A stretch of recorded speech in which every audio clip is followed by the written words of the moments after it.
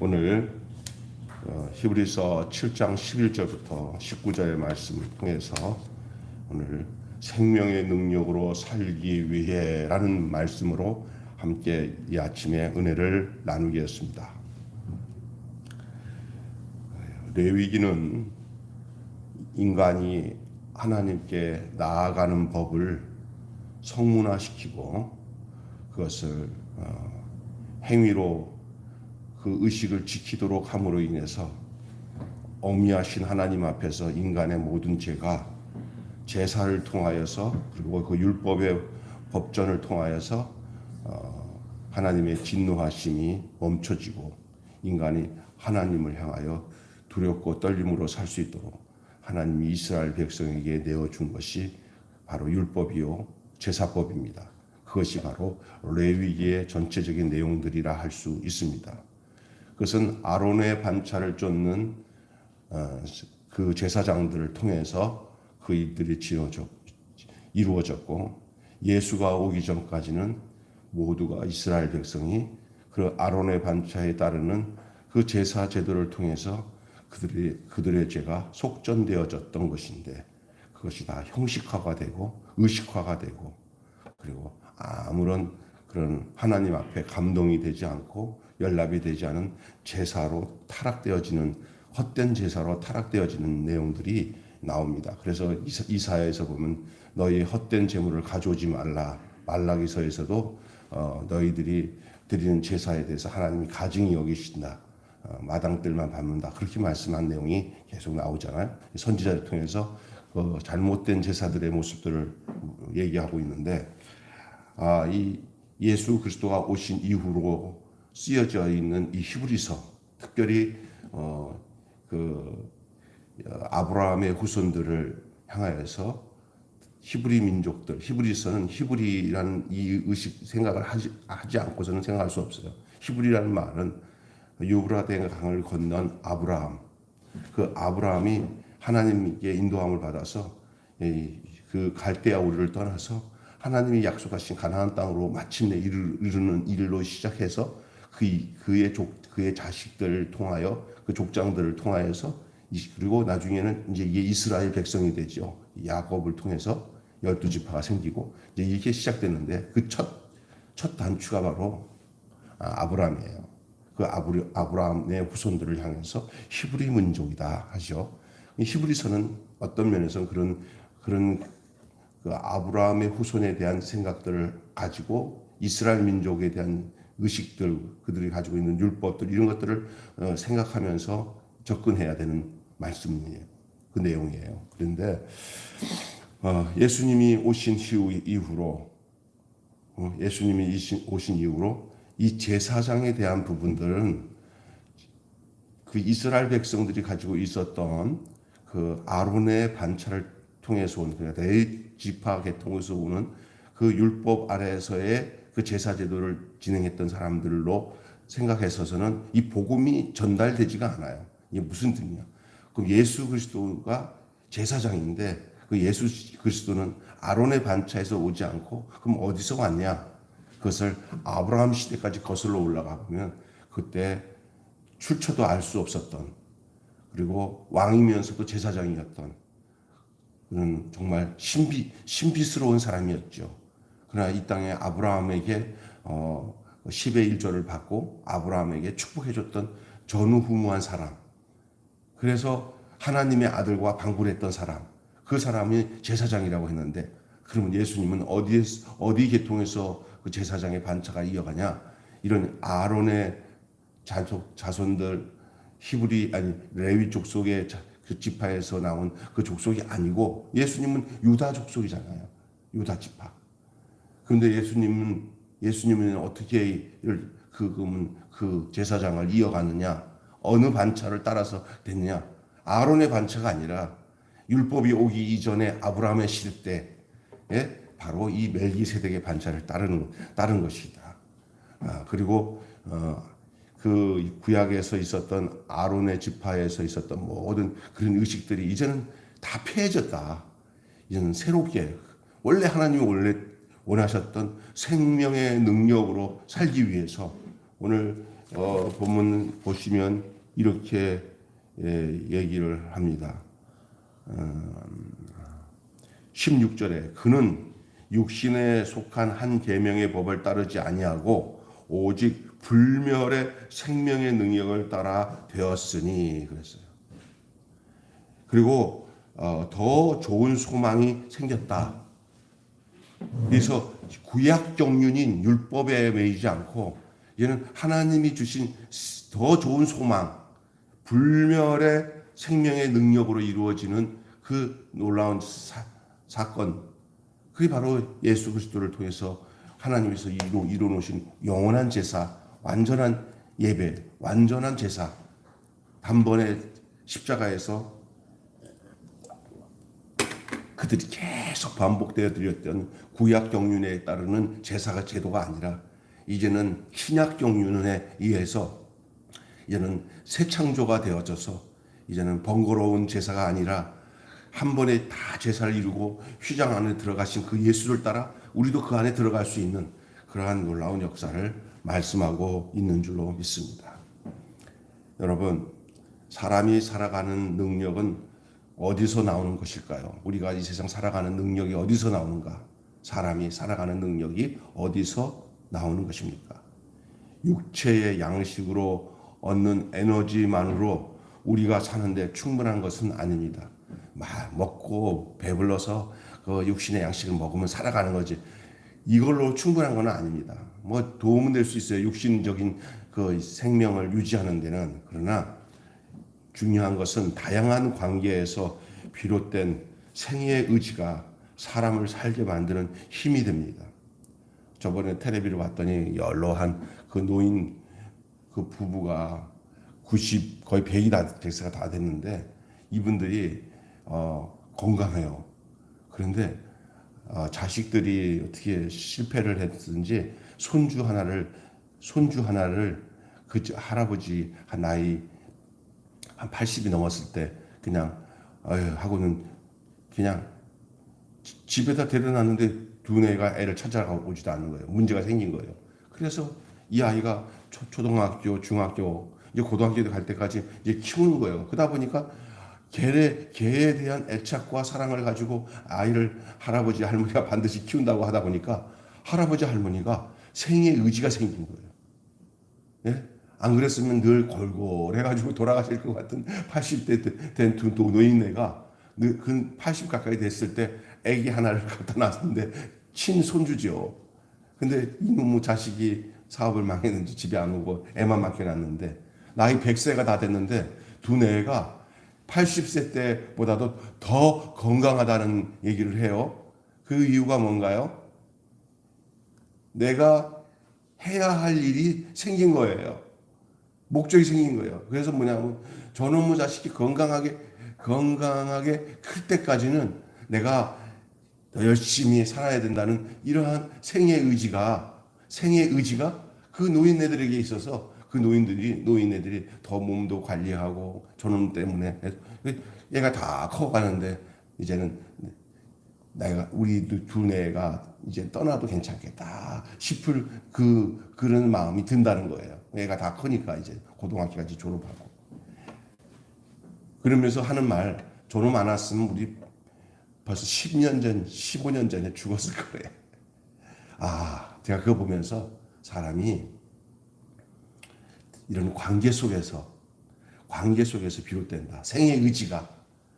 우리가 그러면 제일 좋은 관계가 이 손주와의 관계가 그 할아버지에게 생의 의지를 갖게 하는 것처럼 그보다 더한 관계가 있어요.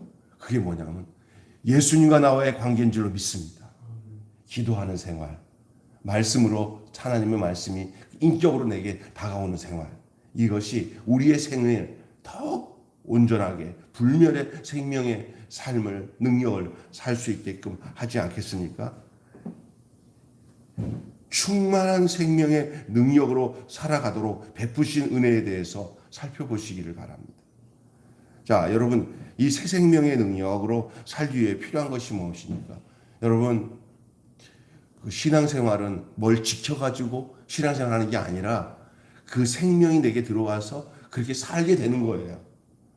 이게 잘못 신앙생활하니 뭐냐면 율법적인 신앙생활하다 보면 아 이거 안 하면 내가 큰일 나지 망하지 뭐 이렇게 해가지고 뭐를 지켜나가는 것을 그리고 자기가 뭘 잘 지켜나가는 사람들은 또 어떤 게 들어간지 알아요? 잘 못 지키는 사람들에 대해서 지적질을 해요.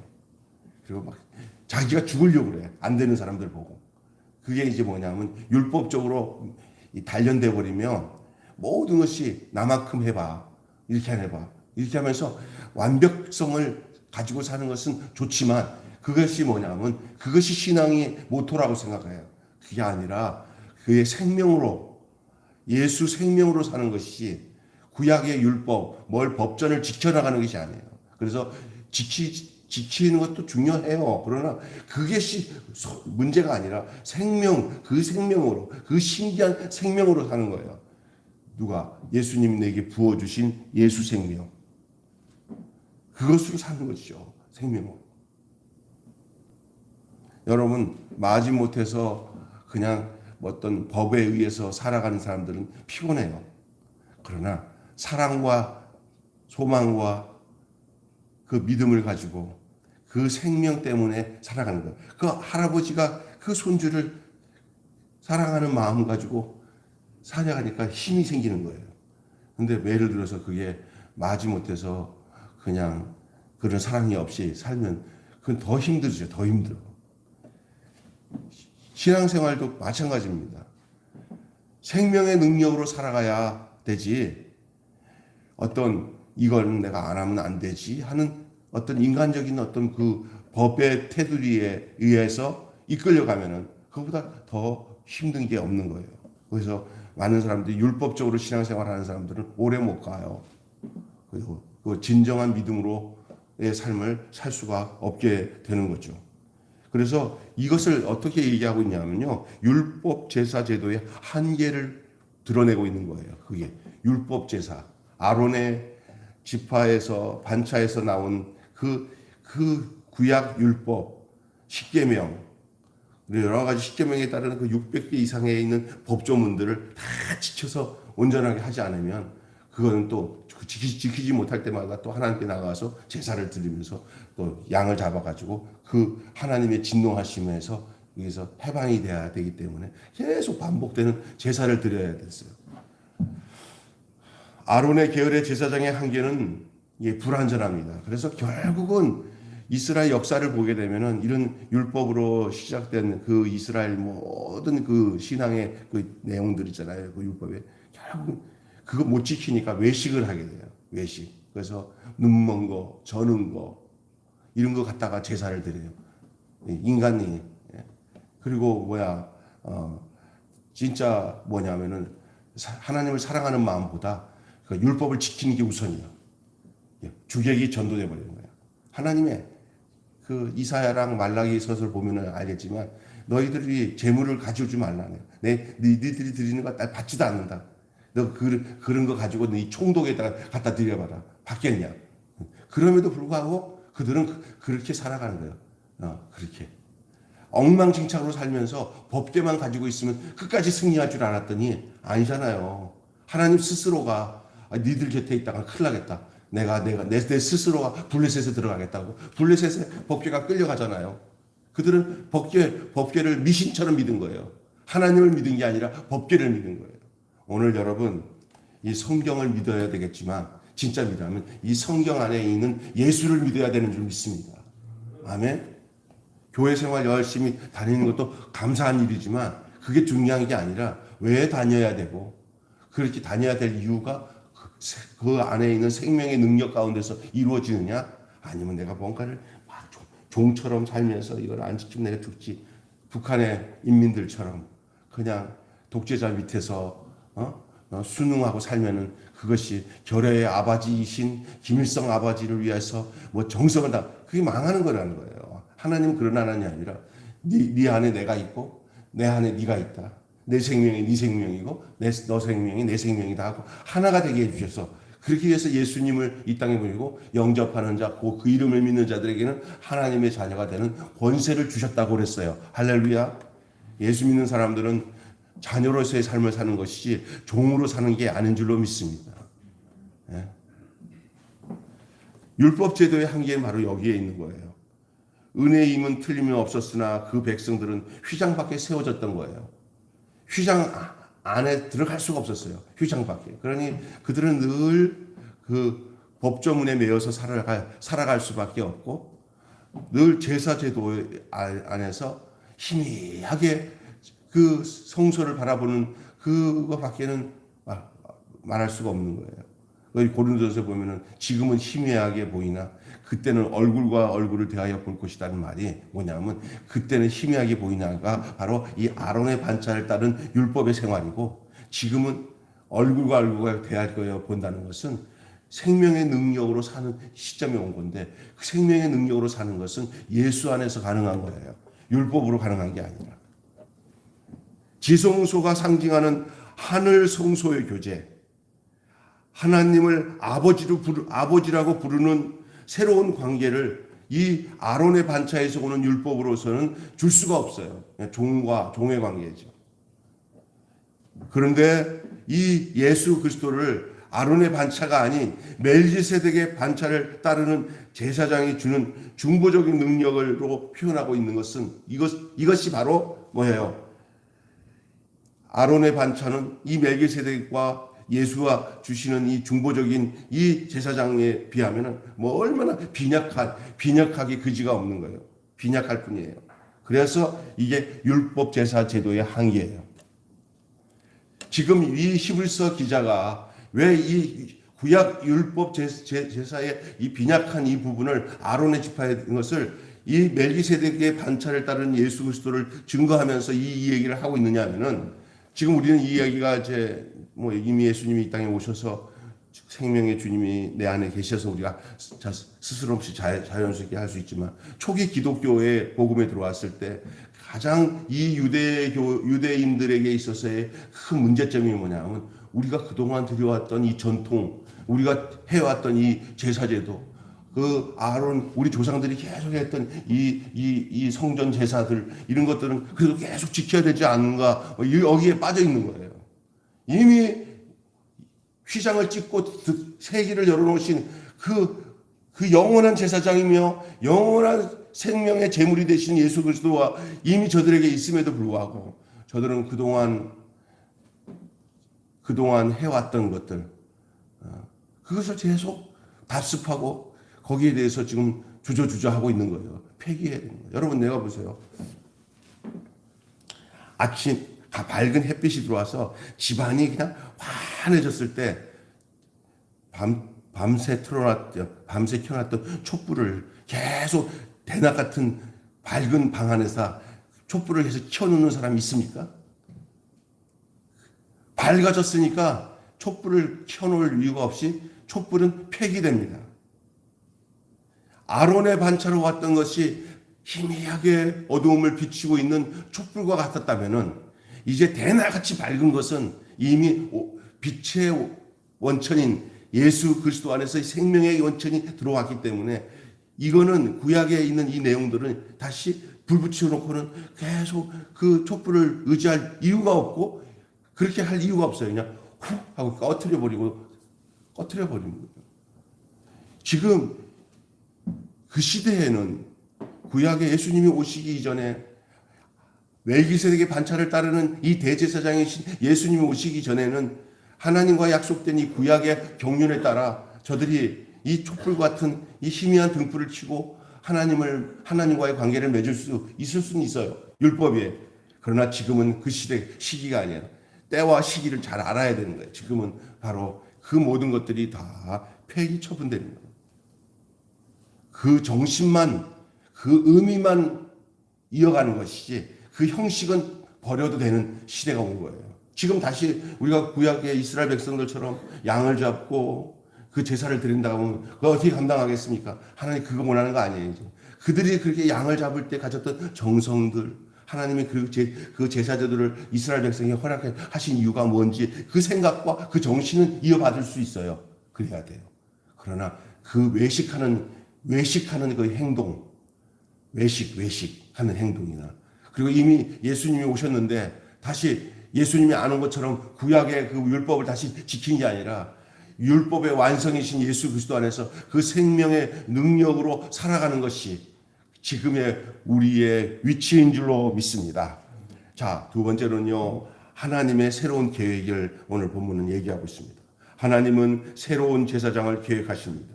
유다 지파의 후손을 택하여서 멜기세덱의 반차를 따른 영원한 제사장으로 세우십니다. 누굽니까? 예수 그리스도입니다. 새로운 관계로 관계를 맺게 했다는 의지입니다. 이제는 구약의 아론의 반차를 또 쫓아왔던 율법으로 너희들 관계를 맺는 게 아니라 새로운 율법으로, 새로운 법으로, 새로운 언약으로, 이게 신약입니다. 구약 경륜, 신약 경륜, 구약 약속, 구약의 언약, 신약의 언약은 다릅니다. 구약의 언약이라는 발판을 통해서 신약의 언약이 열려지긴 했지만, 그러나 우리가 지금 위치가 신약의 시대이기 때문에 이제는 하나님의 관계가 새로운 국면을 이루게 됐어요. 모든 것이 예수로 통하게 되었어요.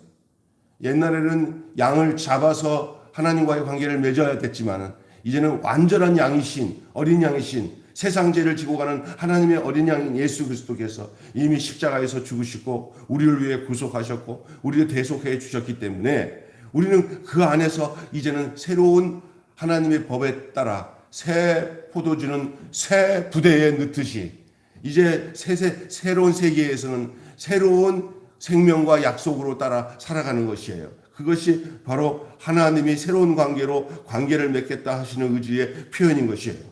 택하신 제사장 안에서 우리는 담대히 아버지의 이름을 부르게 됩니다. 그 택하신 제사장이 바로 누굽니까? 멜기세덱의 반차를 쫓아오신 영원한 대제사장 예수 그리스도입니다. 그 은혜를 따라 주와 함께 동행해요. 우리가 그래서 그 그리스도 예수를 인하여 우리에게 영원한 제사장이신 예수를 인하여서 은혜의 보좌 앞에 담대히 나가게 된 거예요. 예수님이 휘장 사이에 휘장을 찢고 그 하나님과 함께 지성소 안으로 들어간 것처럼 이제는 예수 따라 우리도 지성소 안으로 들어가서 하나님을 만나고 하나님을 교제할 수 있는 아들의 삶을, 자녀의 삶을 우리에게 주신 줄 믿습니다. 눈 감고 주님 안에 기도하며 성령의 이끄심에 따라 간구하면은 아들아, 따라 내가 사랑한다는 주의 음성을 마음껏 들을 수 있는 위치가 된 게 바로 오늘을 살아가는 우리들의 위치인 줄로 믿습니다. 그냥 무섭게 하나님하고 자꾸 어떤 있잖아요. 제도를 가지고 이렇게 해가지고 사제를 두고 그다음에 뭐 제사장들 두고 해가지고 이렇게 자꾸 관계를 점점 멀게 하는 것들은 다 하나님이 기뻐하지 않는 거예요. 한 예로 들어서 천주교가 그런 거예요.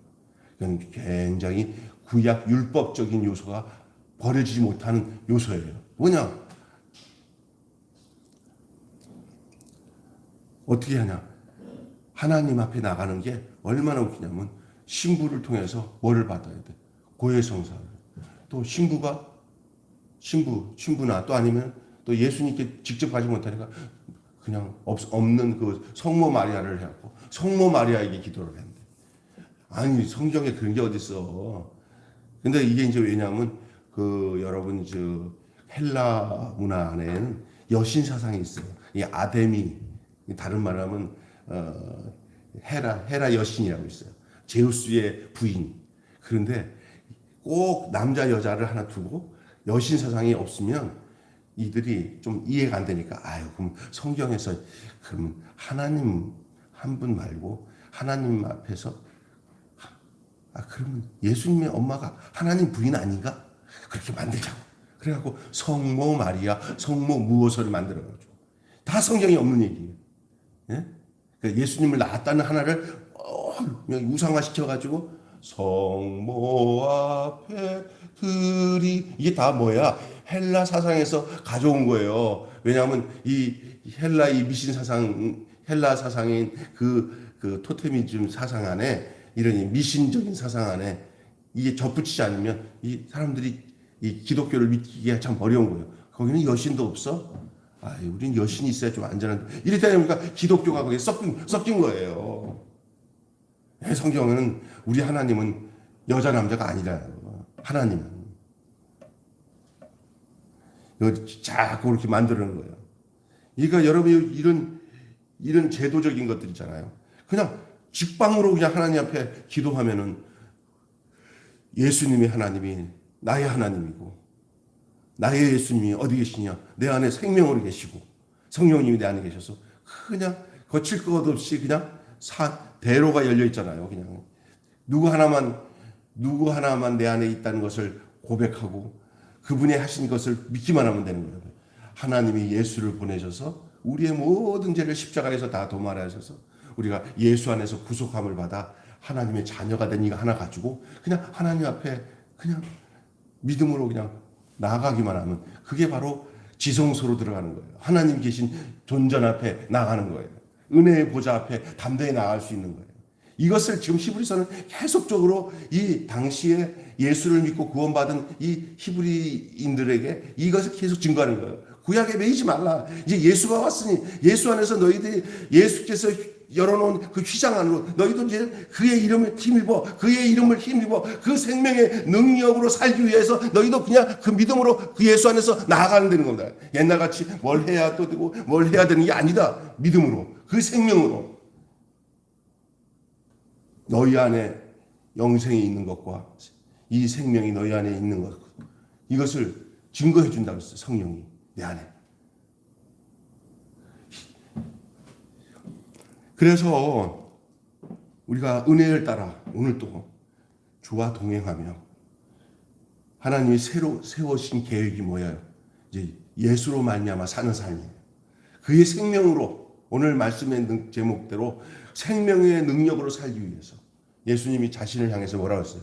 내가 곧 생명이다. 내가 곧 부활이다. 내가 곧 길이다. 나는 부활이요 생명이니. 우리 나 살아서 믿는 자는 또 죽는 자도 다 상관없다. 그 생명이 너를 다 삼킨다. 고린도서에 보면 바울이 죽을 것이 생명에 삼켰어요. 그 생명이 삼키는 그 생명이 누구야? 예수 생명 아닙니까? 내 안에. 그게 하나님의 새로운 계획이에요. 마지막으로 이 제사장 예수 그리스도의 능력에 대한 말씀을 말하고 있는데 주님은 불멸의 생명의 능력을 따라 제사장이 됐어요. 예수님. 아까 전에 제가 말씀드린 것처럼 16절을 한번 읽어보세요. 시작. 그는 육신에 속한 한 계명의 법을 따르지 아니하고 오직 불멸의 생명의 능력을 따라 되었으니. 그러니까 예수님은 아론의 반차와 상관없이 그냥 곧바로 그냥 멜기세덱의 반차로 간 거예요. 멜기세덱은 아론과는 상관없어요. 아브라함 시대 때 있었던 사람이에요. 예수님이 이런 말씀 하셨잖아요. 아브라함이 있기 전에 내가 있었다. 그러니 그 내가 있었다는 그 내가 바로 멜기세덱이 아니겠습니까? 자, 그래서 이 부활의 능력으로 백성을 붙드시고 부활의 능력으로 정결케 하시고 하나님께 나아가도록 하십니다. 양심을 깨끗해 하며 의로운 자로 살게 하며 새 영을 주시고 새 마음을 창조하십니다. 이 능력을 얻기 위해 그를 힘입어 은혜의 보좌 앞에 나아가시기를 바랍니다. 그래서 히브리서 기자는 계속 은혜의 보좌 앞에 그의 능력으로 나아간다. 그의 생명의 능력으로 나아간다. 그래서 오늘도 여러분이 이 주일날 아침 주예전에 나온 거 여러분이 그냥 내가 교회 안 나가면 내가 장로가 되고 목사가 돼서 이 교회 안 나가면 안 되지. 내가 늘 하던 거니까 해야지. 이런 게 아니라 그런 게 아니라 여러분 안에 계신 생명의 주가 되신 예수 그리고 내 안에 영생을 누리도록 해주신 바로 예수 그 생명이 내 안에 있기 때문에 그 생명으로 은혜의 보좌 앞에 담대히 나가는 마음으로 주의 몸된 전에 나와서 예배하고 찬송을 부르는 줄로 믿습니다. 뭐가 되기 위해서 드리는 예배가 아니라 되었기 때문에 드리는 예배가 돼야 돼요. 다시 얘기합니다. 뭐가 돼야겠다 생각해서 예배를 드리는 게 아니라 이미 예수 안에서 되었기 때문에 당연하게 드려지는 이 예배의 삶이 기쁨이 되고 은혜가 되고 소망이 되는 거예요. 할렐루야. 네? 그게 중요한 겁니다. 우리는 뭔가를 자꾸 돼야 이거 예배도 많이 드려야 뭐가 되고 뭐 찬송도 뭐 많이 해야 뭘 많이 해서 얻어진다는 것이 율법이에요. 그러나 은혜는 뭐냐? 내게 생명이 있기 때문에 저절로 되는 거예요. 내가 우리 자식에게 아버지가 돼야지. 좋은 아버지가 돼야지. 할 것도 없어요, 그냥. 아버지로 살면 되는 거예요. 돼야지라고 하는 것은 뭐냐면 안 됐기 때문에 되려고 하는 노력이거든요. 그러나 존재를 잘 알면 나 분명히 내가 우리 재원이 아버지지. 아버지로서 살아야지. 이렇게 하는 것은 아버지답게 사는 것은 생각을 할 수 있지만 진짜 그 존재로서 내가 뭔가 노력해야 아버지가 된다고 생각하면서 자식 앞에 하는 거 아니잖아요. 내가 분명 관계 속에서 아버지니까. 마찬가지로 예수 안에서 내가 하나님의 자녀가 됐어요. 하나님의 권속이 되고 그 생명이 내 안에 있어요. 그러면 생명 얻기 위해서 뭘 얻기 위해서 해야 그럴 필요 없어요. 영접하는 자, 그 이름을 믿는 자, 예수님을 영접하는 자, 너희가 내 안에, 내가 너희 안에 있는 그 자, 그건 예수님과 하나가 된 거잖아요. 영생을 얻은 자예요. 영생 따로 나 따로 하면 안 돼요. 이제는 생명이 내 안에 있기 때문에 그 생명을 누리고 그 생명을 표현하고 그 생명대로 살아가는 것이 신앙생활이지. 내가 뭐를 지켜나가고 뭘 노력해야 하고 이거보다 더 확실한 하나님의 계획과 역사가 어디 있어요. 내가 예수 생명으로 산다. 내 안에 모든 신앙생활의 힘은 내 속에 역사하시는 성령의 능력을 따라 내 속에 있는 생명이 나를 이끄는 대로 살아간다. 찬송도 그 생명으로, 기도도 그 생명으로, 봉사도 그 생명으로 한다. 할렐루야. 내가 뭔가를 해야 얻어진다? 그거 다 구약 경륜적 율법입니다. 이제는 내가 주님의 이름으로 하는 모든 일마다 주님이 나와 함께 하시는 일이다. 할렐루야. 그렇게 나가시는 삶이 은혜의 보좌로 나가는 삶이에요. 충만한 생명의 능력이 왔음에도 이를 더듬지 못한 채 무기력한 생활을 하고 있는 삶이 어리석은 일입니다. 이미 여러분들은 이 세상이 감당하지 못할 하늘의 생명과 능력을 예수로 말미암아 여러분이 소유한 사람인 것을 여러분 분명히 믿으시길 바랍니다. 인간관계만 의존하여 생의 의지를 불태우는 것도 한계가 있습니다. 이제는 그 관계망을, 가장 중요한 관계망을 영원토록 내 안에서 나의 존재가 분명히 생명의 존재라는 사실을 알려주고 계시는 그분과 온전한 관계를 맺으시기 바랍니다. 마치 포도나무 가지가 포도나무 원줄기에 딱 붙어서 원줄기에서 흘러나오는 원액이 그 가지로 흘러나와서 열매가 어디서 나타나는지 아세요? 원줄기에서 나타나는 게 아니라 원줄기에서 나타나는 게 아니라 뻗어나간 가지에서 열매가 맺는 겁니다. 그 열매가 바로 누굽니까? 우리입니다. 우리. 가지에서는 원액을 자체적으로 나오지 않습니다. 가지는 언제든지 원줄기에 의존해야 됩니다. 근데 그 의존 관계가 그냥 물리적으로 붙어서는 안 됩니다. 이거를 여기다가 이렇게 똘똘 묶어요. 에? 그러면 이거 따로잖아요. 붙었다고 붙은 게 아닙니다. 뭐가 가냐? 생명이 있는 포도나무 원줄기에 가지가 붙어 있을 때 원줄기에서 흘러나오는 그 진액이 가지로 들어가야 그 가지가 계속 그걸 빨아들여서 영양을 빨아들이면 그 가지에서 열매가 맺게 되는 줄로 믿습니다. 우리를 가지라고 했습니다. 그러면 가지 따로 원줄기 따로가 아닙니다. 포도나무 가지도 포도나무 원줄기도 포도나무. 예수님도 예수님께 붙어있는 우리도 예수께 붙어있는 예수의 사람. 똑같다. 할렐루야. 그래서 우리가 뭐냐면 우리 존재가 어디를 가나 나는 예수의 사람. 내 안에 예수가 있어. 나는 가지야. 예수의 영양분이 내게 매일 들어와. 그리고 이 땅에서는 예수님 스스로가 예수를 드러내지 못하지만 가지를 통해서 열매를 맺는다 그러니까 내 안에서 예수님의 열매, 성령의 열매가 맺혀져야 되는 건 당연하지. 그런데 이게 맺혀지는 게 내가 가지가 막 열심히 한다고 맺혀지는 게 아니라 가지는 할 일이 하나 있어. 그럼 저절로 열매를 맺어. 원줄기에서 올라오는 원액만 제대로 쫙쫙 힘있게 빨아들이면 그 원액의 능력이 가지에서 열매를 맺게 하는 줄 믿습니다. 가지 자체에 힘 있는 게 아니에요. 우리도 그랬어요. 주님 의지하십시오. 주님께서 흘러오는 그 생명의 그 신기한 능력이 내 안에 들어오면 그 말씀이 역사하는 삶, 생명이 역사하는 삶, 율법대로 뭔가 내가 지쳐서 되는 삶은 메말라요. 그래서 인생을 살아갈 때 메마른 사람이 어떤 사람인지 알아요? 원줄기에서 오는 원액은 안 받고 가지가 그 원행은 안 받고 가지가 스스로 막 발버둥 치니까 뭐야, 가지가 메말라.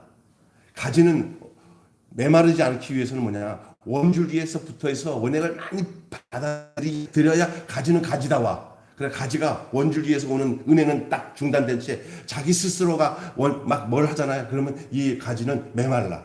율법대로 사는 사람들은 하다가 지쳐서 메말라. 그러나 주님 생명 의지에서 원액을 쫙쫙 빨아들이는 사람은 자기가 힘쓰지 않아도 그 원액의 힘이 들어오는 대로 가지에는 막 그냥 생기가 돌고 거기는 계속 영양분을 공급받기 때문에 그 가지는 자기가 노력하지 않았는데도 불구하고 한 것 하나야. 그러니까 원줄기에 달라붙어서 원줄기에 있는 모든 진액을 받아들인 것 하나. 그 하나가 그의 생명의 능력으로 살게 되는 거예요. 생명의 능력으로 살게 되는 거예요.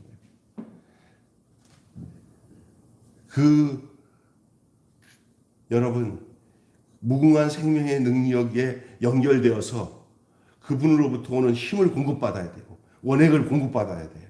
그게 오늘 뭐냐? 은혜의 샘인 줄로 믿습니다. 하나님의 생명의 말씀.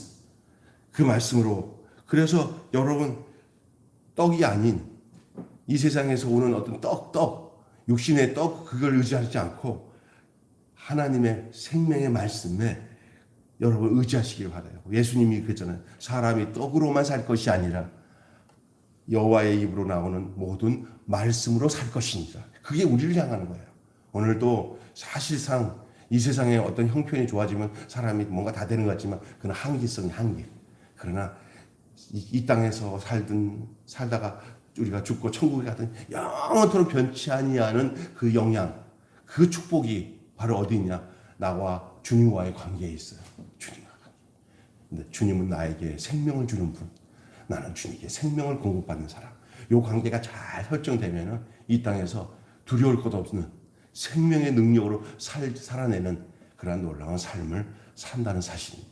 이 아론의 지파에서는 이걸 줄 수가 없었지만 멜기세덱의 반차를 따르는 예수 그리스도는 바로 우리에게 이런 생명의 능력으로 살기 위한 그러한 제사장으로서의 삶을 온전히 우리에게 허락하시고 오늘도 우리가 그 예수 안에서 그 은혜 가운데서 이렇게 충만한 은혜를 누리며 살 수 있는 그 동기가 바로 여기에 있음을 여러분 기억하시기를 바랍니다. 기도하겠습니다. 하나님 아버지, 생명의 능력으로 살기 위해 라는 말씀으로 오늘 히브리서 말씀을 통하여 함께 은혜를 나누게 해주심을 감사합니다. 멜기세덱의 반차를 따른 새로운 제사장 예수 안에서 생명의 능력으로 살아가는 저희들 되게 하여 주시옵소서. 무엇을 해서 되는 것이 아니라 되었기 때문에, 내 안에 생명이 들어왔기 때문에 그 생명의 능력에 의지해서 내 삶을 드리기만 하면 그 생명이 나로 하여금 충만한 가지에 열매가 맺는 것처럼 원액의 은혜를 잘 흡수하고 날마다 말씀으로 오는 은혜를 정말 소멸치 않고 그냥 막힌 것이 없이 하나님의 말씀이 내 심령 위에 찾아올 때마다 아멘, 아멘 하고 받아들이고 그 말씀과 내가 하나가 되어서 살아가는 생명의 능력을 통해서 삶을 살아가는, 말씀의 능력을 통해서 삶을 살아가는 그러한 분명한 저희들이 되어줄 수 있도록 주님 인도해 주시옵소서. 이 히브리서 기자는 히브리인들에게 그 당시 예수를 믿는다고 하면서도 구약 율법에 매어서 이것을 정리가 안 되는 자들에게 예수가 누군지, 그리고 예수 안에서 누려지는 이 생명이 어떤 생명인지 이것을 가르치기 위해서 멜기세덱 반차를 따르는 그 제사장이신 예수를 통하여서 생명의 능력으로 살아가야 된다는 것을 증거하고 있는 내용을 오늘의 말씀으로 우리가 듣게 해 주셨으니 우리 또한 이 말씀을 마음에 굳건히 받아들이고 하루하루를 그 생명의 능력으로, 예수 생명의 능력으로 삶을 살아가는 저희들 되게 하여 주시옵소서. 불현간 우리의 육체가 멈춰지는 날, 영원한 생명으로 살아가는 그 영원한 그 약속의 나라, 주님이 계시는 보좌 앞에 우리가 설 것을 기억하고 이 땅에서 하루하루를 힘있게 복되게 그의 은혜와 능력으로 잘 삶을 살아내는 저희들 되게 하여 주셔서 숨질 때 하는 말, 내 구주 예수를 더욱 사랑 고백할 수 있는 생명력 있는 하나님의 권속들이 다 되게 해 주시옵소서. 우리 주 예수님의 이름으로 기도하옵나이다. 아멘.